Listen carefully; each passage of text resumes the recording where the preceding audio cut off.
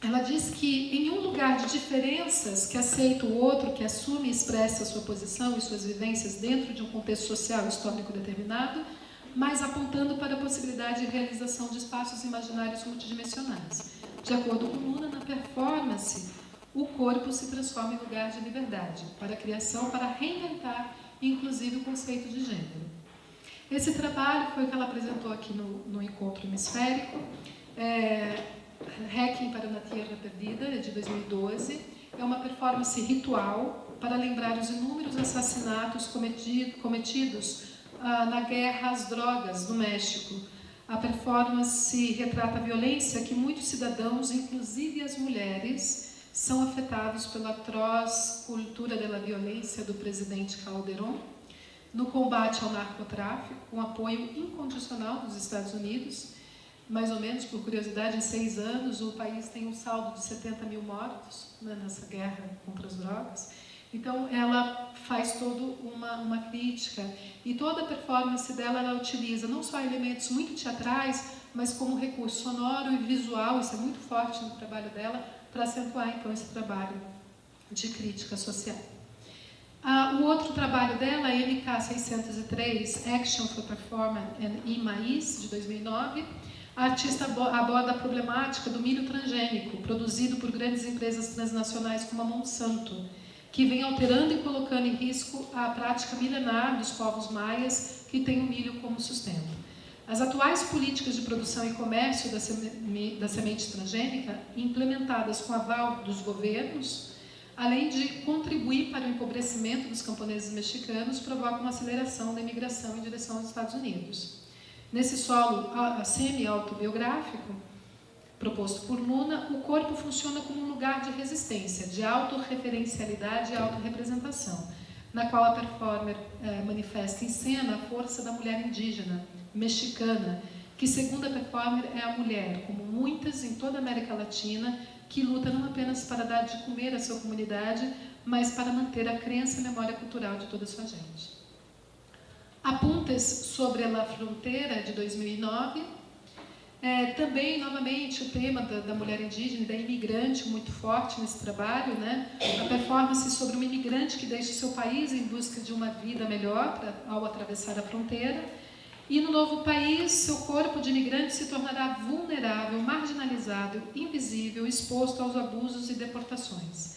Luna divide o espaço em 2 grupos, territorializando uma alusão à fronteira Estados Unidos-México. A ação é intercalada com vídeos, imagens de forte carga política e social. Luna interage com o público, oferecendo seu corpo para que seja carimbado com os dizeres ilegal, imigrante, criminosa. Assim, o corpo da performer é manipulado, amarrado, carimbado, etiquetado, permitindo a criação de outras noções de corpos e de papéis sociais de gênero. O legal da gente pensar nesses 2 exemplos não brasileiros é justamente essa intersecção que eu estou buscando em dizer que a prática de se tratar questões de gênero hoje está muito aberta e tratando de outros temas também. Então, são temas que estão o tempo todo dialogando. Então, a gente vê a questão do corpo colonizado, indígena, muito forte no trabalho das duas, e questões sociais também da ordem do dia, como a questão da Monsanto, os alimentos, a imigração. Então, são temas que se dialogam nas práticas dessas mulheres performers. E eu trouxe, por último, um exemplo brasileiro da Estela Lapone. Ela é daqui de São Paulo. Ela é atriz, ela é videoartista, ela é dançarina. Ela é responsável pela Companhia em Cena 2.5, fundada em 2005, com o objetivo de investigar, de maneira artística, o corpo com deficiência. Ela trabalha com a intersecção, então, entre dança, teatro e performance. Também é responsável pela criação da Casa de Zuleika, que é um espaço cultural que tem desde o princípio o conceito de acessibilidade tanto arquitetônica como comunicacional. Ela tem feito esse trabalho, então, ela propõe a criação de um corpo intruso, né? Eu queria falar um pouquinho do que significa esse corpo intruso para ela, e algumas inquietações que ela traz nas performances, que ela defende que o performer ele é como um objeto não humano. Como fazer a minha deficiência física? Ela sofreu um AVC, Estela não está aí, né? Ela disse que veio. Ela sofre um AVC há uns 15 anos atrás, e então ela teve que passar a lidar com essa deficiência. Ela também defende que o assistencialismo, né, sobre o tema, não só estereotipa a pessoa com deficiência para a sociedade, como para ela própria. E salienta a diferença que essa diferença ela lida de maneira negativa, que sem informação as pessoas aumentam o preconceito e a discriminação. Então ela nega, esse assistencialismo nega a capacidade das pessoas com deficiência de escolher, agir e desejar. Nega a capacidade de evolução inerente ao ser humano. Então, o trabalho dela, o intento 3257,5, é um projeto de instalação, é um último trabalho dela, e ela tem participado, então, de projetos ligados tanto à dança quanto a teatro e performance, né? Ela tem participado de bastante encontros de dança. E essa performance, ela propõe uma experiência de observação ao participante, onde o espectador irá lidar com o tempo dessa observação, recriar significados naquilo que observa. É um momento de suspender o tempo e espaço para vivenciar aspectos da fragilidade. Porque podemos estar frágeis nos dias de hoje? Podemos ver o outro frágil nos dias de hoje? E daí ela narra histórias pessoais, lugares por onde andou, acumulando, então, recriando novos significados junto com o espectador. Bom, eu quis apresentar rapidamente esses 3 trabalhos, tem outros. Se houver tempo, eu queria mostrar um vídeo ainda, na continuidade desse trabalho. E a minha conclusão em relação ao estudo dessas mulheres artistas da performance é que suas expressões são resultados, então, de processos de simbolizações e corporificações de memória, testemunho de situação de trauma e violência, do resgate da constituição de identidades que formam, ao final, a construção de subjetividade política. A partir de suas intervenções sociais e artísticas, seus corpos femininos, subalternos, excluídos, tornam-se um espaço político. O atravessamento desses corpos pela experiência real ficcional da crítica ao colonialismo, à discriminação, às diferenças de gênero, classe e etnia, promove, então, um ato estético de resistência e libertação.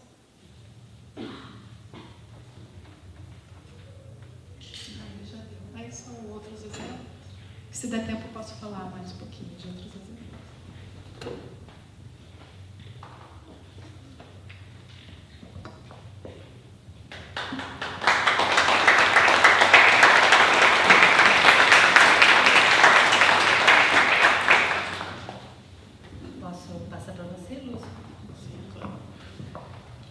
Bom, eu queria primeiro agradecer o convite amado que a Beth me fez para estar aqui e dizer que quando a gente conversou por telefone, eu falei assim, acho que eu vou falar alguma coisa sobre, já que eu vou para uma escola de teatro, vou falar alguma coisa sobre as relações entre teatro e performance. Ela disse, que ótimo, então vamos fazer algo por aí. E eu devo confessar que eu me meti numa enrascada, porque no que eu fui mexer sobre essa coisa, aconteceu isso aqui, começou a aparecer um monte de outras coisas. Bom, e aí eu fui enumerando, ontem resolvi enumerar os propósitos do que eu queria discutir aqui, e eu só vou contar isso para vocês porque é engraçado mesmo, né, o alcance das coisas. Quer dizer, como eu estou escrevendo um livro e eu tenho vários textos soltos sobre esses assuntos,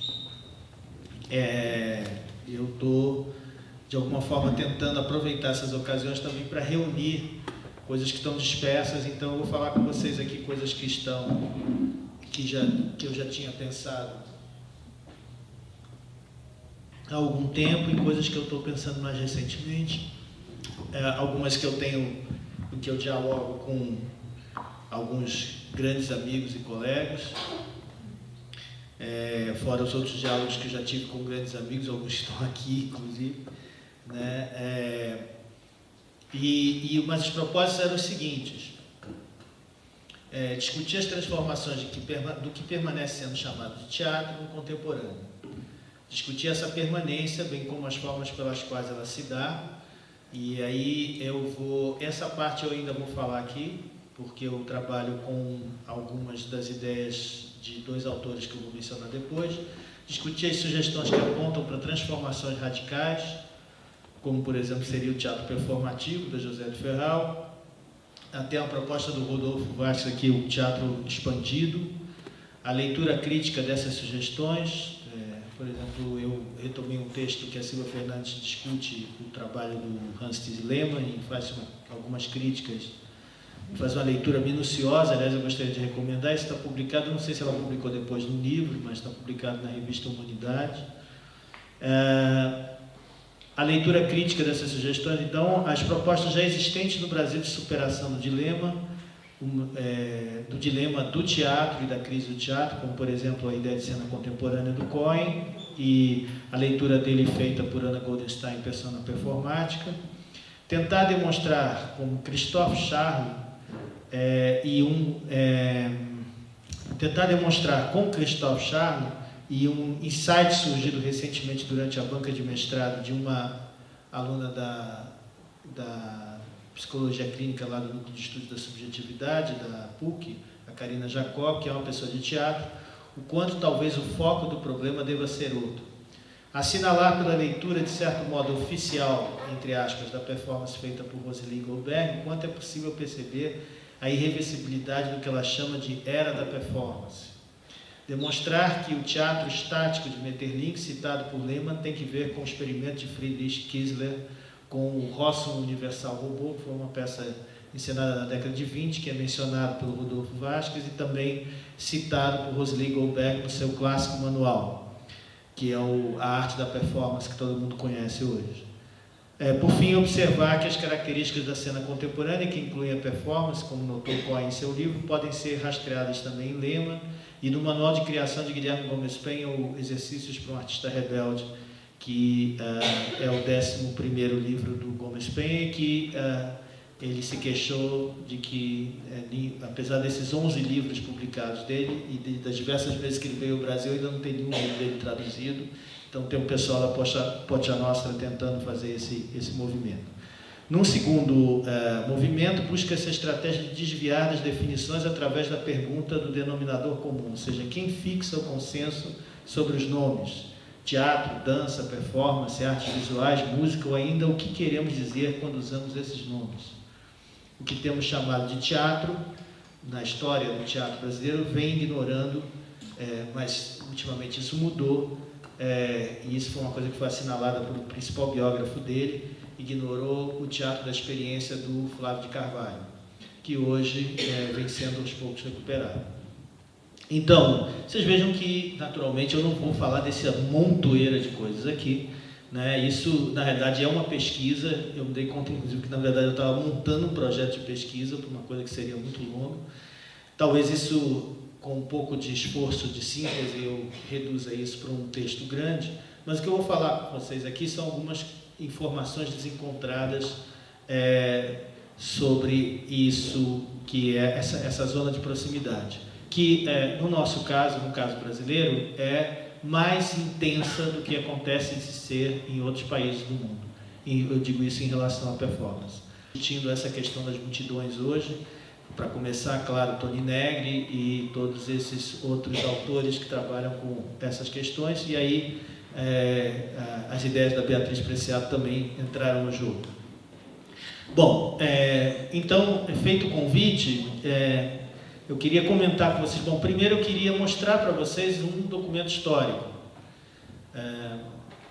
Trata-se de um vídeo.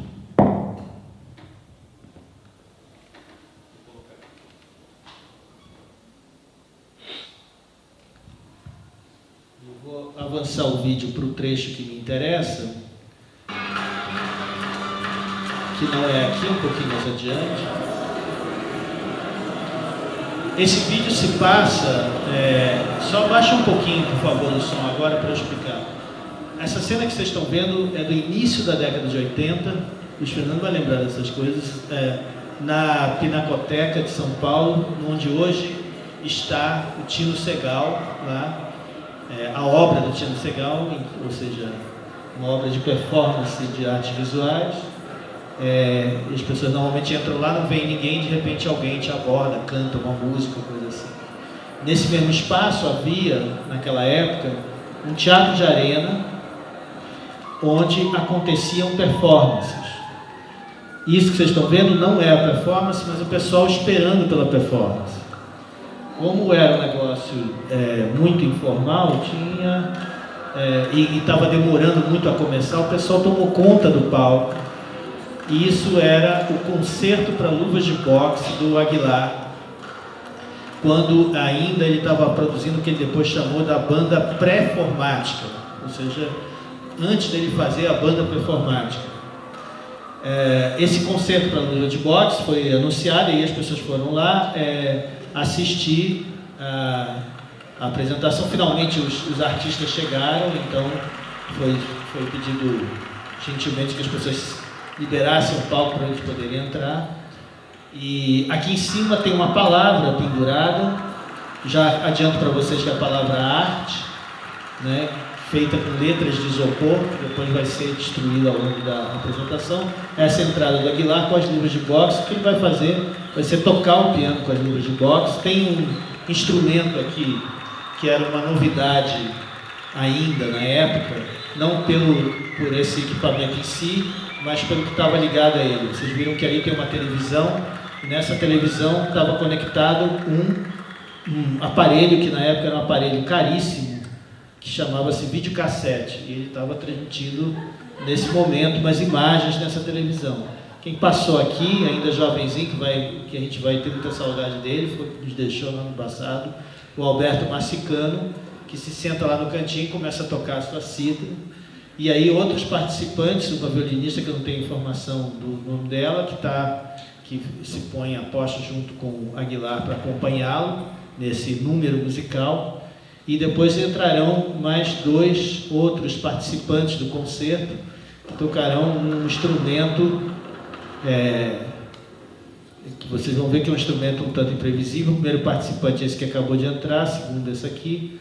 Os 2 são ali, do lado direito, o Arnaldo Antunes, e do lado esquerdo, a Gô, que era a namorada dele na época, e os 2 vão tocar esse instrumento que está aqui embaixo, né, que é um extintor de incêndio.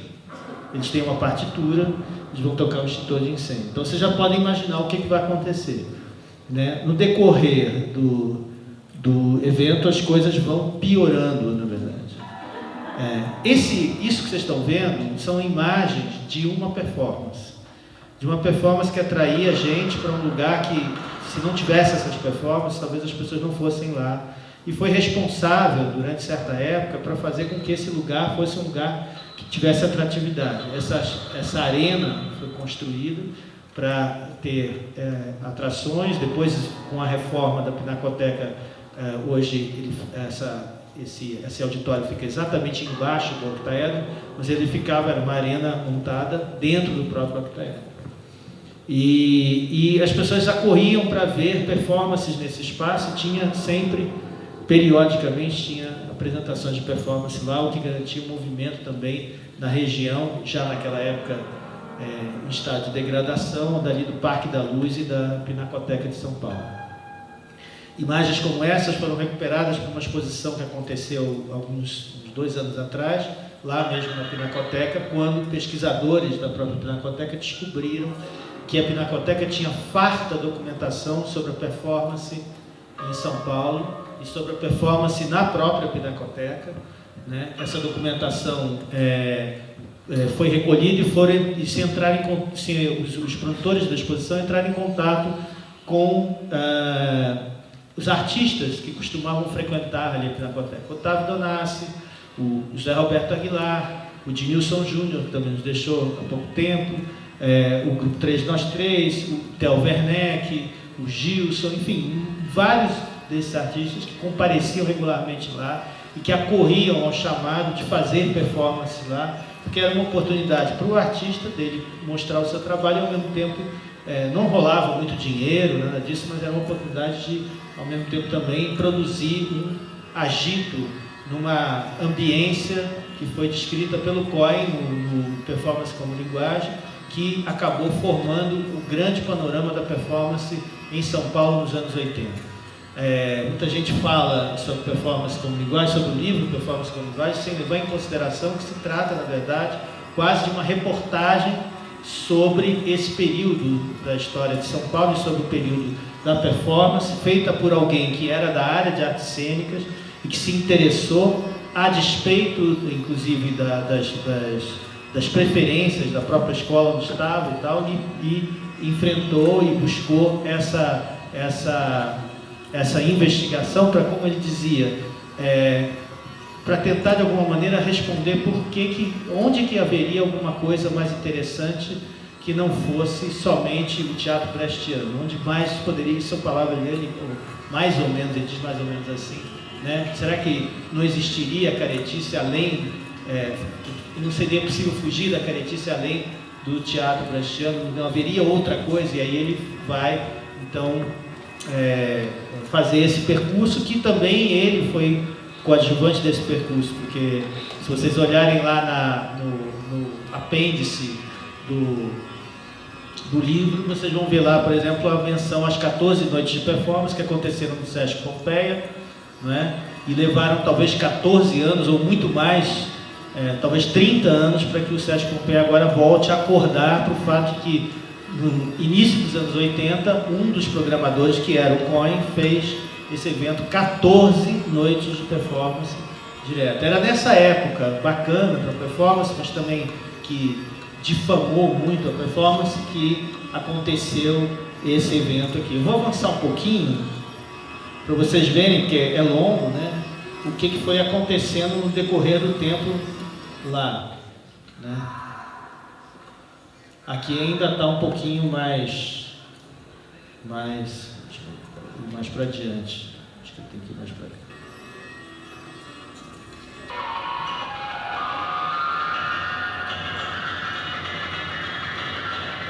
Aqui o entusiasmo começa a tomar conta da Aguilar e as coisas começam a esquentar. E aí os dois aqui começam a acionar os extintores de incêndio, o que passa a provocar uma situação bastante complicada. Vocês imaginam esses extintores de incêndio sendo acionados, cobrindo de espuma o piano, o chão, as pessoas que estavam assistindo.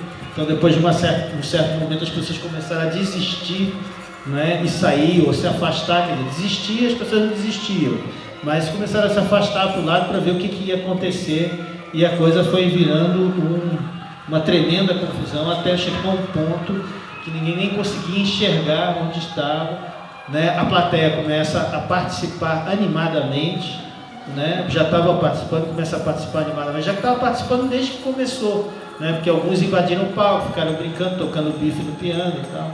E aí a famosa cena da destruição da palavra arte, que sempre acontecia no final das performances do Aguilar, e depois da banda performática, ele repetiu isso algumas vezes, eles faziam essa arte, essa palavra arte em letras garrafais de isopor, e destruíam isso. E aí o banho de extintor acompanhado da execução do violino elétrico, lá fazendo uma zoeira danada. Distribuíram também alguém na plateia tinha um trompete, distribuíram apitos. Então a situação degenerou completamente. Enquanto isso, diligentemente, o Aguilar continua ali no piano, socando o piano completamente. É claro que alguém deve estar se perguntando assim, mas será que não desafinaram o piano? Desafinou. Será que não teve prejuízo na Pinacoteca? Teve. Né? Será que as pessoas não consideraram desrespeito? Talvez algumas, mas curiosamente a maioria das pessoas estava muito entusiasmada com esse acontecimento, e a própria Pinacoteca, apesar dos prejuízos, também. Né? O que nós estamos vendo aqui, gente, também é uma cena de teatro pós-dramático, porque corresponde a uma série das características apresentadas pelo Lehmann, apresentadas pela José de Ferral também, para caracterizar aquilo que se chamaria de teatro pós-dramático. A participação do público, a não existência de uma linearidade. O Lehmann fala, por exemplo, do conceito grego de parataxe, justaposição de cenas. sem que haja uma relação de causa e efeito entre elas, né? Há uma situação de descomunicação do público, há um abandono da palavra em prol de uma ação do corpo, há uma presença decisiva dos corpos, por exemplo, a atuação do Arnaldo e da Glo, eles entram quase como umas múmias e saem da mesma forma, sem se manifestar, agindo de forma completamente nonsense, enquanto a atitude corporal da violinista, como vocês podem ver, é de outro tipo, né? A plateia participa intensamente, essa é uma das vocês dão um desconto porque foi filmado com uma câmera de VHS da época, aliás, moderníssimo, né? Vocês dão desconto porque não dá para ver exatamente, mas o público ou abandona, começa a tirar as coisas que foram destruídas no palco de volta para o centro do palco, né? Era esse tipo de entusiasmo, quase infantil, no certo sentido, um certo sabor ingênuo, que era o que caracterizava a produção da performance na São Paulo dos anos 80. Naturalmente, nem a São Paulo dos anos 80 existe mais, nem isso é possível acontecer novamente da mesma forma. Eu não estou falando disso aqui como uma coisa saudosista, mas eu estou chamando a atenção. Vocês vejam que a plateia permaneceu, ninguém foi embora, né? O pessoal continuou lá para poder aplaudir ao final o encerramento da performance. Eu estou falando disso tudo para que a gente possa fazer um contraste um pouco disso com uma coisa que, e agora eu vou citar um texto da Rosalie Gobert, que está no site da Performa. Performa é um empreendimento muito chique que acontece nos Estados Unidos, é um festival de performance que já está na 6ª ou 7ª edição, que acontece no Museu Guggenheim, em Nova York, que hoje tem a participação de artistas do mundo todo, inclusive na última edição agora teve o Paulo Bruschi, o nosso pioneiro da performance aqui do Brasil. E se vocês entrarem no Performa Magazine, é só vocês digitarem no Google Performa Magazine, vocês vão entrar na revista do Performa, e na revista do Performa, que é uma revista online, vocês vão encontrar inclusive uma reportagem sobre a performance brasileira de uma pesquisadora lá de Santa Catarina, a Cioche, não esqueci o primeiro nome dela, em que ela faz um apanhado da história da performance brasileira e fala inclusive de um dos artistas que foi recuperado nessa exposição lá na Pinacoteca, que é o Otávio Donassi, que aliás ilustra o artigo dela. E há um outro artigo da Rosalie Gobert, que foi publicado em 19 de novembro de 2012, e que começa dizendo assim: agora que os principais museus de todo o mundo estão descobrindo a arte da performance, os arquivistas e curadores que supervisionam suas coleções estão aprendendo que abrigaram substanciais porções de material da performance o tempo todo, só que com outro nome. O que está acontecendo agora é que muitas das coisas que se chamavam de outra forma estão sendo renomeadas, né, para essa denominação, ou seja, o que está em jogo, na realidade, é justamente a emergência da consciência do caráter, como diz a Josette, do caráter performativo, né, essa palavra tão empregada hoje em dia, mas também tão mal empregada, que caracteriza essas formas artísticas. Isso ela estava falando em relação aos museus, mas não se assustem porque a Rosalie Gobert não é uma pesquisadora e uma curadora que trabalhe só com o terreno das artes visuais. Até muito pelo contrário. O livro dela de performance dos anos 60 até hoje inclui uma boa porção de teatro, né, do assim chamado teatro pós-dramático, uma boa porção de dança. Então, a tendência, o que eu quero dizer em resumo é o seguinte, é que a tendência é que daqui a mais algum tempo a gente tenha mais confusão ainda em torno dessas denominações. Por um lado, o que me parece, que eu fui, de alguma maneira, chegando às conclusões a partir do material que eu fui lendo, é que nós vamos ter uma modificação do próprio termo teatro, que já está em curso, né, para essas denominações, né? A Silvia começa o texto dela falando que antes do Francis Lema propor a ideia de teatro pós-dramático, já havia uma preocupação com essa questão e há uma infinidade de outros termos que foram sugeridos, né? Ela comenta, inclusive, alguns que o próprio Lema comenta a partir da ideia do Lyotard, por exemplo, de teatro energético, né? e outros mais. mas a tendência é que haja uma intensificação desse adjetivo junto à palavra teatro e, ao mesmo tempo, uma amplificação notável do que se considera como performance. Para dar um exemplo disso, eu cito também o Richard Schechner, quando esteve aqui em 2012 num congresso de antropologia. É curioso isso, porque ele veio no congresso de antropologia por causa de um grupo, que era um grupo de performance e antropologia. Aliás, o primeiro mestrado de performance no Brasil é o mestrado de performances culturais, que está lá na Universidade Federal de Goiás, e que é um mestrado de antropologia da performance. Pois bem, ele veio nesse evento de performance, onde também o Richard Scheck, o Guilherme Gomes Penha performou pela primeira vez aqui em São Paulo, né? E depois teria vindo no hemisférico, não fosse ter ficado doente. Mas o Richard Scheck, nessa altura, falou assim: o teatro, para mim, é um ponto na história da performance.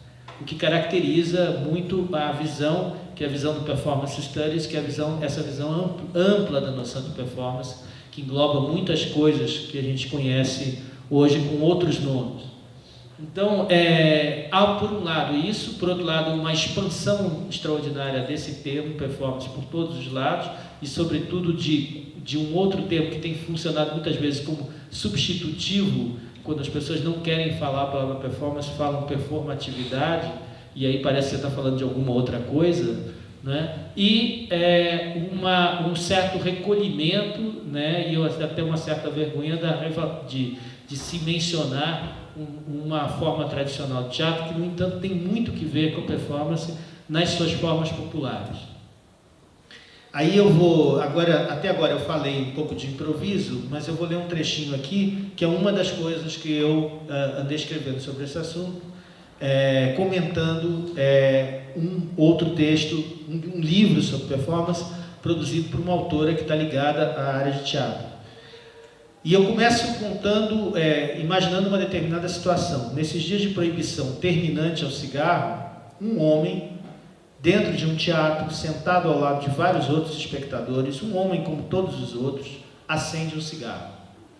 Ninguém reclamará. Ele está sentado ao lado dos outros, mas ele não é como os outros. Embora deseje ser, pareça ser, ele não é. É o ator de uma peça que está naquele momento em cena. Sim, é uma peça, muito embora questione a noção, clássico pilar do teatro, a noção de dramaturgia. A pretensão é que ela inexista, mas ele pode fumar e ninguém que se sinta incomodado deveria se levantar e dizer para que ele pare. Ninguém vai interromper a peça. É uma falta de educação bem pior do que qualquer outro ali acender também um cigarro. No final, todos comentam o espetáculo. Todos são espectadores. E essas duas palavras, que também pertencem aos pilares do teatro, etimologicamente, como ninguém se cansa de repetir, o lugar de onde se vê, as duas palavras são, todavia, empregadas com naturalidade, né? O espectador, o ator, a dramaturgia. O espetáculo, o espectador, a peça. Além disso e do ator, há ainda o personagem. Sim, porque ele estava ali fazendo um personagem. Na qualidade de um personagem, autorizado pela qualidade de movimento, pela qualidade corporal, pela qualidade sensorial, que o fato de ser um ator, e quem há de negar-lhe isso, ele está devidamente autorizado a fumar, como também a beber, até mesmo a bater, a trepar e talvez não só a matar. É uma situação de tremendo poder, somente ultrapassada por outro poder, esse oculto, mas evocado sob a forma de mais uma palavra, que, como se disse, não obstante ser um teatro pós-moderno, que chama o público, que duvida da palavra, que rompe a narrativa clássica, que aparenta não querer parecer o que parece ser, esse teatro foi dirigido. Essa peça teve um diretor. É isso, e isso é muito importante, porque todos os que conversam na saída do espetáculo comentam os acertos e discordâncias em relação a esse diretor. A foto que corresponde a essa situação está estampada no recente livro de Tânia Alice, Performance Ensaio, Desmontando os Clássicos, um livro que eu recomendo enfaticamente, publicado no Rio pela Confraria do Vento, FAPERJ, CNPq, em 2010. Essa foto está na abertura do capítulo que se chama Ensaio número 6, e refere esse título e a imagem ao espetáculo Ensaio Hamlet, cuja dramaturgia, entre aspas, cito termos usados no texto, deriva de Shakespeare, Hamlet, mas ao mesmo tempo acreditada em Henrique Dias. Ao mesmo tempo, porque na entrada do capítulo, como em todos os demais do livro, há a menção a um diretor, lugar para o qual ele também é referenciado. Nesse caso, dramaturgia e diretor ainda são compartilhados, além de Dias, pela sua companhia dos atores e pelo próprio ensaio Hamlet, entre aspas, com letras minúsculas.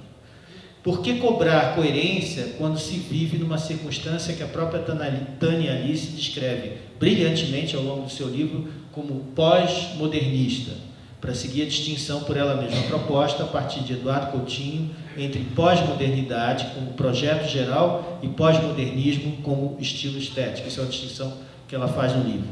Obviamente não é disso que se trata e naturalmente seria esse contra-argumento uma resposta fraca à questão colocada. Ela ultrapassa esta, dentre várias outras tentativas, de se perguntar sobre os limites e o futuro dessa linguagem hoje conhecida como teatro. Dentre essas tentativas, a mais notória vem sendo a do pós-dramático de Hans Thies Lehmann, que nesse mesmo livro, a autora deixa de lado, preferindo apenas mencioná-lo ao dizer que seu objeto de pesquisa, a tradução ou mesmo a modificação, transformação ou traição do texto clássico, realizada por vários coletivos teatrais, opera, abre aspas, composições diferentes do dramático tradicional e que Hans Thies Lehmann qualifica de pós-dramáticas. Eu tinha um outro comentário para fazer a respeito disso, sobre a diferença entre a noção de pós-moderno, de pós-dramático, tal como ela aparece no Lehmann, mas isso nos levaria longe demais, é uma daquelas coisas enormes que eu falei no início, então não vou entrar nesse assunto. Mas se vocês quiserem, o texto da Silvia Fernandes, que está nessa revista, eu trouxe aqui para vocês terem uma ideia da maluquice minha, eu trouxe uma bolsa que tem um monte de coisas, e aí tem essa revista, que aliás que é a Cacilda na capa, Teatro Pós-Dramático, número da revista Humanidade da UNB, onde está esse texto da Silvia Fernandes, e ela faz uma interessante observação sobre essa diferença entre pós-dramático e pós-moderno. E mais adiante afirma, abre aspas, ainda a Tânia Alice, o conceito de pós-modernismo me pareceu mais operado do que o de pós-dramático, já que buscamos entender o momento atual e não somente uma forma estética como propõe Lehmann. Já a Silvia Fernandes discorda da noção de pós-dramático do Hans Thies Lehmann, porque entende que a distinção que ele faz entre um teatro tradicional, que seria na realidade esse teatro dramático, e este outro teatro que ele chama pós-dramático, seria uma distinção que teria que ver com uma separação entre a noção de cena contemporânea e a noção de drama tradicional. Essa separação, por outro lado, é apresentada pelo próprio Lehmann dentro do livro dele de uma forma um pouco diferente, mas seria uma outra discussão. Mais do que uma estratégia, esse argumento me parece desviar mais uma vez do repto de Lehmann, que já mencionei em outros momentos, eu falo disso em outras ocasiões, no qual o termo performance, ao lado dos termos clássicos, tempo, espaço, ação, etc., ao mesmo tempo compõe e expõe uma diferença fundamental, uma espécie de nec plus ultra que funciona como um limite intransponível. O que eu quero dizer com essa frase é que uma coisa que parece que todos os comentaristas do Lehmann não fazem é comentar o fato de que no livro dele há uma escolha de colocar uma sequência de características do teatro, tais como eu mencionei aqui, tempo, espaço, ação, etc. E junto com isso vem uma forma artística, que é a performance. Pode-se objetar que esse comentário que ele faz, os comentários que ele faz em relação à performance tem problemas, esse é o comentário que a Silvia também faz, e que outros autores também fazem, a Josete Ferral também questiona isso, mas o fato é que todo mundo se atém a essa discussão básica, vai ser teatro pós-dramático, há pertinência desse nome ou não, há uma contestação ao teatro ou não, há uma apreensão da performance por parte do teatro ou não, o que denota, né, evidentemente, uma situação, no mínimo, de incômodo do teatro em relação à emergência, não é? a emergência imperiosa, mas o termo não seria esse, incomodatícia da performance no vocabulário. O vocabulário que transitava nesses termos ator, peça, teatro, espetáculo, etc., começa a ser sacudido por essa insistente e irritante presença, não é, de uma coisa chamada performance, que ninguém sabe definir, que além de tudo se recusa a ser definida, que constantemente os próprios artistas da performance preferem que não seja definida e que, no entanto, atrapalha ou incomoda ou cria essa situação de instabilidade que obriga todo mundo a se posicionar de alguma maneira diante disso. Uma coisa que começa, entre outros marcos, nos anos 60, esse aqui vocês sabem que é o Salto no Vazio, essa foto do Yves Klein, que é considerada também historicamente, ou admitida historicamente como um dos passos iniciais da performance, né? Começa nessa época e desde então causa um certo mal-estar constantemente. Ao mesmo tempo, me parece que no principal livro em torno do qual giram todas essas discussões, que é justamente o teatro pós-dramático, poucos chamam a atenção para o fato de que há uma forma que não é dança, não é música, não é cinema, não é teatro, que comparece ali especificamente denominada como uma parte inteira do livro, que é performance. Ou seja, o Lehmann, o que eu quero dizer é que o Lehmann não chamou o livro dele de teatro performático, ou de teatro performance, ou de teatro performativo, ele chamou de teatro pós-dramático, mas tem uma parte com 4 capítulos que fala sobre performance. Ou seja, isso significa alguma coisa. Significa que essa mera denominação não quer dizer só uma mera denominação. Que isso reflete, de alguma forma, uma instabilidade nesses campos. E o que me interessa mais é pensar isso. Por isso que, junto desse calhamaço e coisas aqui, eu tinha copiado, anotado aqui, um texto que eu escrevi, que está publicado, e vou deixar a indicação para vocês, mas não vou falar sobre ele, um texto que está publicado na revista Concepção, que está lá o pessoal da Unicamp, um texto chamado O que chamamos de performance. Texto nesse que eu tenho uma dívida muito grande com um outro texto de uma autora portuguesa chamada Liliana Coutinho, que organizou uma revista da área de artes visuais chamada Marte, com o tema do que falamos quando falamos de performance. E aí eu aproveitei essa ideia e meio que abrasileirei um pouco, tirei do português de Portugal e coloquei o que falamos, o que chamamos nós de performance, o que a gente tem chamado de performance no Brasil. Porque não me interessa, de modo algum, dizer para vocês, olha gente, cuidado que a performance vem aí, ela é que nem a cuca, vai te pegar, algo assim. O que me interessa é chamar a atenção para o fato de que nós estamos, como disse a Rosely Goldberg, né, e eu não tinha lido isso antes, na preparação dessa palestra aqui agora é que eu fui atrás desse texto, nós estamos renomeando coisas em função dessa denominação que, aliás, é contestada pelos próprios artistas da performance, para citar alguns. Philippe Ehrenberg sugere o termo performa ao invés de performance, a Bia Medeiros, o pessoal do Corpus Informático lá em Brasília, sugere o termo fuleiragem ao invés de performance, levando para um outro caminho. Ou seja, tem muita gente sugerindo outras denominações que vem sempre com aquela frase clássica: o termo está muito desgastado. O termo está muito desgastado é que está desgastada, né? Mas, de qualquer maneira, repete-se sempre: o termo está muito desgastado, quando, na realidade, a despeito disso, apesar de tudo, o termo sobrevive e sobrevive e sobrevive. Recentemente, o Hans Ulrich Gumbrecht, que não estava falando sobre teatro, nem sobre nada disso, que, como vocês sabem, trabalha com hermenêutica, trabalha com estética da recepção, com outras coisas, deu uma palestra no começo do segundo semestre do ano passado, e um dos termos-chave do que ele estava falando lá era, novamente, performatividade.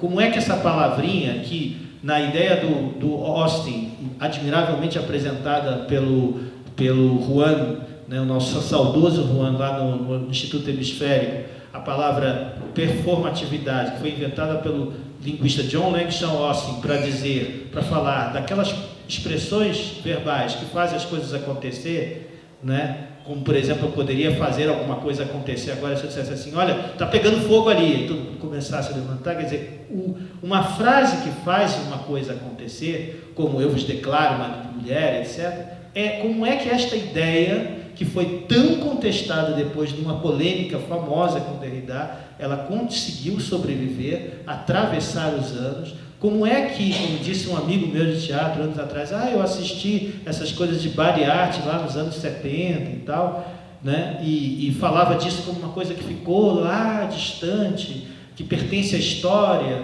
né? Como é que essas coisas voltam e voltam e voltam e continuam voltando e continuam incomodando? Por que eu estou aqui? Por que eu estou falando disso aqui agora? Porque não há como nós termos certeza mais das denominações que nós estamos usando para designar o que é teatro e o que é performance. Então, onde que eu quero chegar? Que eu vou resumir aquilo que eu ia falar aqui a respeito do texto da Tânia Alice. Vou pegar um atalho para dizer isso. Eu recentemente, quer dizer, porque o livro saiu há pouco tempo no Brasil, mas ele já existe há algum tempo, topei com esse livro aqui, do Christophe Charles, que se chama A Gênese da Sociedade do Espetáculo. A Sociedade do Espetáculo aqui não é aquela do Guy Debord, ele inclusive se apressa no início do livro a chamar a atenção disso. O que ele está contando aqui, na verdade, é como se formou a ideia de espetáculo moderno. E ele demonstra em 4 cidades europeias, Berlim, Viena, Paris e Londres, como é que foi se construindo uma forma de fazer teatro, que é mais ou menos essa que a gente está aqui agora, né? Composta de plateia, palco, etc., toda essa estrutura. Como essa estrutura, que incluía dramaturgia, atores, personagens, etc., etc., como essa estrutura foi sendo construída dessa forma no século XIX e como isso progrediu como um grande empreendimento comercial que atravessou o século XIX. Ou seja, assustadoramente, ele nos chama a atenção para o fato de que aquilo a que nós chamamos teatro, parafraseando o que eu falei em relação à performance, é algo que foi inventado para a nossa sensibilidade aqui há 2 séculos atrás, né? Nos países que forneceram os modelos a partir dos quais, ele fala isso inclusive, foram se construindo em países periféricos outros teatros. Se vocês juntarem isso com a interessante história que Marcos Augusto Gonçalves conta lá naquele livro 1922, sobre a Semana de Arte Moderna, de como foi feito o teatro municipal, que foi bancado pela elite cafeira e foi construído como uma imitação da ópera francesa, como de fato, na realidade, todos os teatros, quase todos os teatros municipais brasileiros, né, a gente começa a entender que isso era um empreendimento internacional, isso era um modo de compreender aquilo a que chamávamos de teatro em 1880, mais ou menos na mesma época em que o Francis Lehmann começa a detectar algumas transformações, descrever algumas transformações que irão conduzir à aparição de novas formas teatrais no início do século XX. Né? Então, na verdade, eu estou fazendo uma provocação aqui, é óbvio, né, para vocês que são do teatro, estou fazendo uma provocação para que a gente comece a repensar as próprias denominações, né? Assim como eu tenho feito constantemente uma provocação pessoal de performance, para dizer assim, olha, aquilo que nós chamamos de performance não é só aquilo que a Roselyne Goldberg, os europeus têm chamado de performance, mas também aquilo que nós produzimos nessa zona cinzenta do teatro popular brasileiro, por exemplo, e que pode e tem todo o direito de pertencer ao universo da performance. Ou seja, tanto a Aguilar, como a Dercy Gonçalves, como o Zé Bonitinho, como a Que Maravilha, e como outras coisas mais. Em outras palavras, também, eu estou tentando de alguma maneira sugerir que a discussão tem que fugir desse eixo, não é? Que às vezes é colocado como uma espécie de competição, e às vezes como uma espécie de troca de guarda, ou às vezes ainda como uma espécie de absorção, ou seja, do teatro pela performance, porque a performance evidentemente foi um gênero, quando era gênero, totalmente marginal, que andou sugando de todos os lados, mas principalmente no teatro, e agora em efeito bumerangue, o teatro absorve, não é, essa desestruturação ou, para usar os termos que os meus colegas usaram, desconstrução do teatro. Então, a proposição gira um pouco em torno disso aí. Eu ia continuar lendo o texto, comentando a Tânia, mas acho que é mais interessante que, depois de jogada a provocação, que aí eu abro para a gente conversar a respeito. Obrigado. Bom, Lúcio, obrigada pela sua fala que sacode a gente na cadeira. Dentro desse panorama gigantesco que você apresentou para a gente, do que pode vir a ser a performance no futuro, você acha que ainda cabe a discussão o que é específico de cada área? Então, é justamente por aí, quer dizer, você sabe, a gente está lá no Arte do Corpo, numa proposta pedagógica que consiste exatamente em fazer valer uma formação que a maior parte dos professores tem lá, que vem da tradição da intersemiose, né? Ou seja, da troca de signos entre linguagens.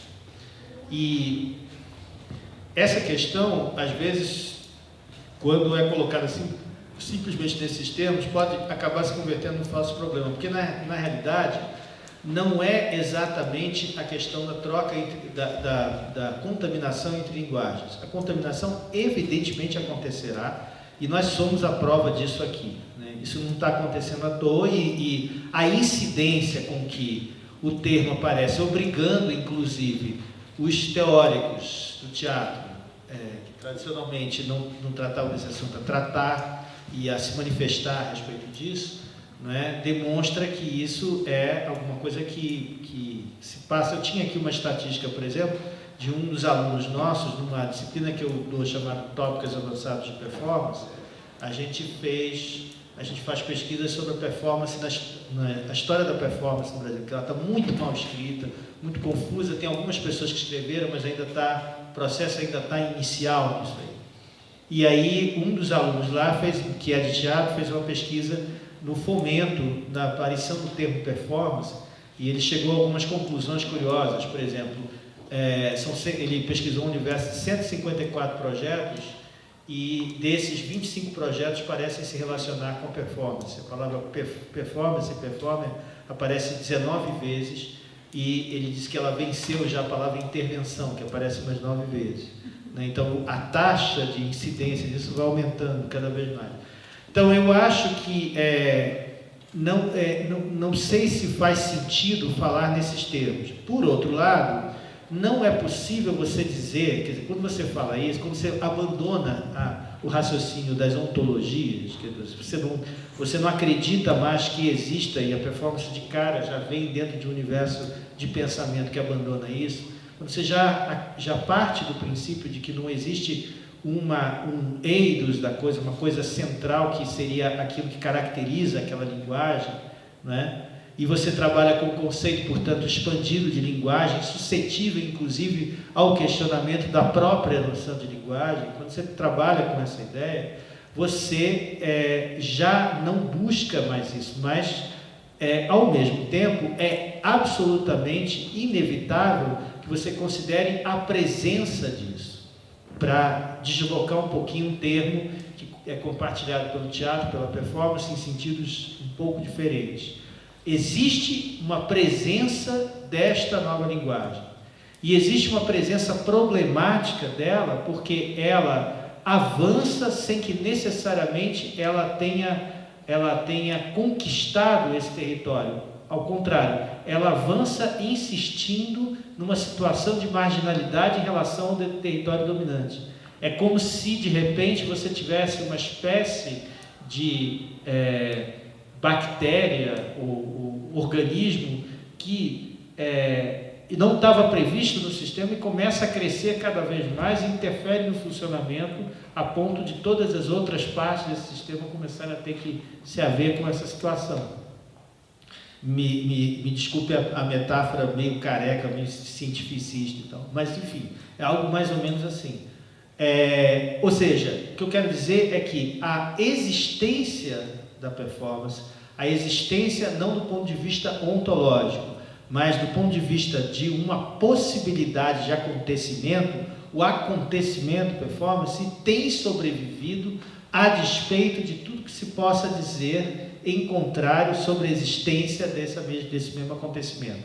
Ou seja, o acontecimento persiste apesar dos mecanismos construídos voluntário e involuntariamente para sua eliminação. Ou seja, nesse sentido, ele vai produzir alguma forma de interferência naquilo que está à volta, na música, no teatro, no cinema, ou no que restou do cinema, que por sua vez também está vivendo uma crise tremenda, né, em torno dessa ideia do audiovisual e tal.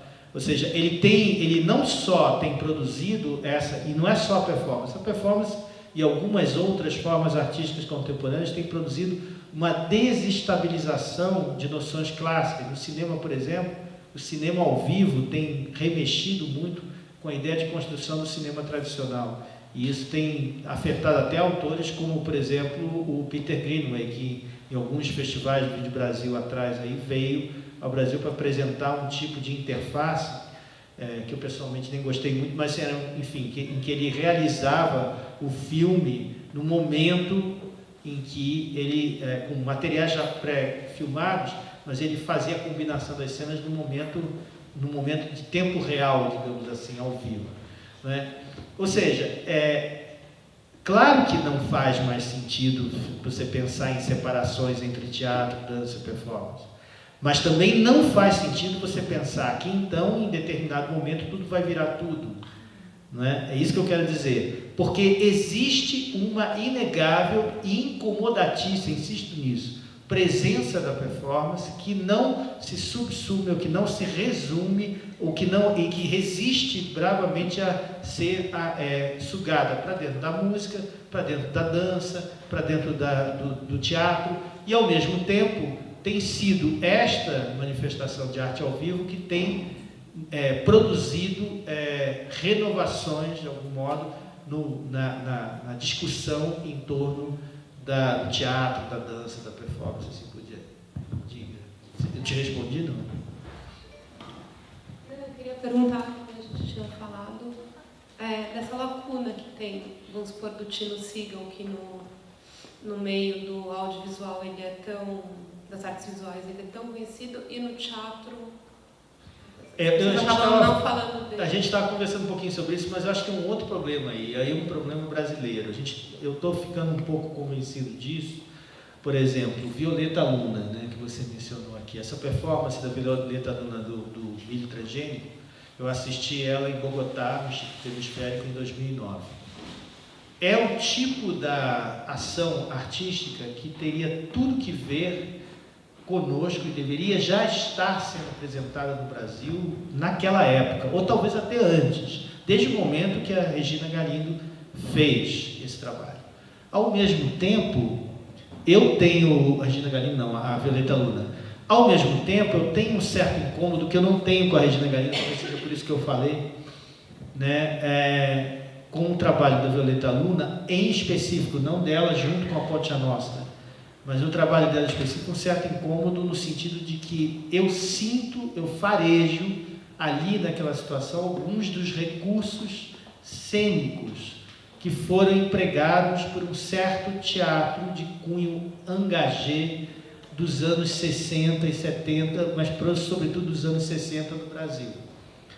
Não é? Ou seja, ao mesmo tempo que me encanta ver o modo como ela resolve a situação com dois ambientes, porque a Estela não descreveu muito isso, mas o que acontece é que ela tem uma primeira dança com uma saia de milho, e depois ela vai para um outro lugar, que é uma espécie de uma réplica de um laboratório, e ela faz algumas ações assim absolutamente assustadoras. Ela tem o corpo todo pintado de roxo, meio azul, meio roxo, e aí há um determinado momento que ela saca de dentro de um saco plástico uma bolota. Isso vocês podem ver no site do Instituto Hemisférico, tem esse vídeo. Ela saca de dentro do saco plástico uma substância estranha, que é, obviamente, algumas dessas substâncias químicas, que é uma massa azul, que ela transforma numa bola e ela enfia essa bola dentro da boca, quase se entalando completamente, né? Isso tendo apertado o corpo todo com uma fita fita silver tape, né, de modo que achata os peitos dela, e ela por cima disso ainda põe um colete de metal. Então é uma cena que mistura uma certa coisa meio sadomasoquista, e em determinado momento ela pega uma seringa com uma substância meio roxa, meio estranha, que ela injeta nela mesma. O estado físico em que ela vai se transformando no decorrer desse processo é assustador. Tanto é que eu estou convencido, quando eu estava assistindo a performance, que ela termina, vocês vejam o vídeo e me digam, mas eu estando ao vivo, tive a nítida sensação de que ela puxou a cordinha, que o pessoal do Pocha Nostra tem essa estratégia, né? Se você não está aguentando mais, você simplesmente sai. E eu acho que o estado físico dela estava tão alterado que ela não suportou permanecer e saiu, barafustou pelo meio do público e foi lá para trás. Ou seja, ela infligiu ao próprio corpo um estado assim, que deve ter sido bastante difícil. Então, uma ação como essa, por exemplo, era para ser, uma situação como essa era para ser conhecida no Brasil. Entretanto, nós vivemos no Brasil ainda situações como, por exemplo, vocês vão me reconhecer imediatamente, de pessoas que ainda ficam assustadas, escandalizadas, horrorizadas com gente que se pendura em gancho, né? Que é uma estratégia de manifestação, de modificação corporal, que apareceu no palco de performance da virada cultural, uns 2 anos atrás. Tinha um palco de performance, né? Já é uma contradição em termos, mas um palco de performance, né? Mas que também não é uma contradição na situação ali, porque eles, em muitas situações, era preciso que o corpo ficasse em destaque para ações de se pendurar, de modificações corporais, de interferências no próprio corpo. Ainda há esse entendimento um pouco rasteiro, né, em relação a isso. Atenção, com isso não estou querendo dizer em absoluto que eu acho que nós, não estou entrando naquele papo, nós estamos atrasados em relação... O Brasil foi um dos países em que se publicou o livro de Happening, do Jean-Jacques Lebel, um dos países que se publicou esse livro na época que o livro foi publicado. O livro saiu aqui em 68, 69, na mesma época que estava saindo no resto do mundo. Então, não tem essa história do atrasado. Teve, sim, uma ditadura militar, um impedimento de uma série de desenvolvimentos que se processaram simultaneamente em outras partes do mundo. Mas o que acaba acontecendo é que esse processo todo criou certos fechamentos, certas áreas de conhecimento que se enclausuraram dentro delas. O que explica, a meu ver, talvez, o desconhecimento que hoje é de fato cabal entre, às vezes, algumas pessoas das artes cênicas e pessoas das artes visuais e vice-versa. Quer dizer, tanto de lá como de cá. Você não faz ideia da trabalheira que nós temos tido. Eu presido atualmente uma associação, se chama Associação Brasil Performance, cuja pretensão, que é um pouco grandiosa e que a gente não conseguiu realizar ainda, é congregar artistas do Brasil inteiro. O mais difícil foi fazer com que alguns artistas se aproximassem de outros, porque tinha um que vinha das artes visuais, não, esse negócio de teatro, não quero saber disso não, isso não tem nada a ver com isso, o meu trabalho não é teatro, você não chame de teatro. E aí o outro que fala assim, não, esse negócio de performance nas artes visuais não existe. O trabalho do Otávio Donassi, por exemplo, foi chamado de teatro, de videoteatro, e ele mesmo chamava de videoteatro. Ele conta sempre, até que alguém chegou para ele e falou assim, não, mas isso aí que você faz é performance, não é teatro, né? Enfim, você veja que essa discussão, o que eu quero dizer é que assim, a percepção disso entre nós ainda é muito confusa e muito afetada por certas territorializações em torno dessa linguagem.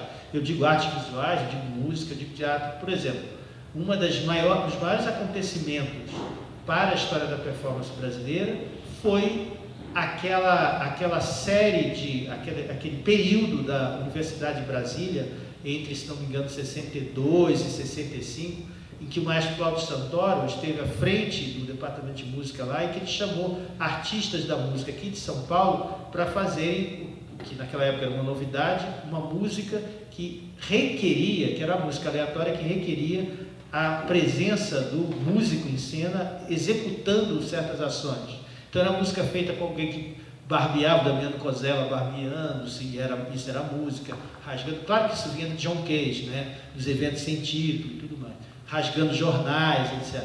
Eu outro dia não, já faz tempo, mas eu vi numa mostra Verbo da Galeria Vermelha, o pessoal rasgando o jornal de novo, da mesma forma que fizeram isso em 60 e pouquinhos. Quer dizer, a performance ainda tem essa questão, as coisas às vezes vão e voltam em torno das mesmas ideias. Mas veja que isso foi feito na música. A gente tem, por exemplo, toda uma história da relação de performance e música no Brasil que está pouquíssimo levantada. Então, por isso acontecem essas coisas. Então, vai alguém de arte cênica, Tino Segal, mas ele faz isso, mas peraí, mas isso tem... E talvez essa conversa entre alguém que vem do teatro, que está buscando esse teatro performativo, e o Tino Segal pudesse dar coisas incríveis. Esse diálogo de surdos que a gente está tentando ver se consegue ultrapassar. Mas ele vai ser ultrapassado de um jeito ou de outro. Meu receio é que se a gente bobeie, eu sempre insisto nisso, venha gente para cá para dizer para a gente o que é performance. E aí a gente perca a prerrogativa de nos denominarmos e de construirmos uma visão nossa do que é isso. Bom, obrigada.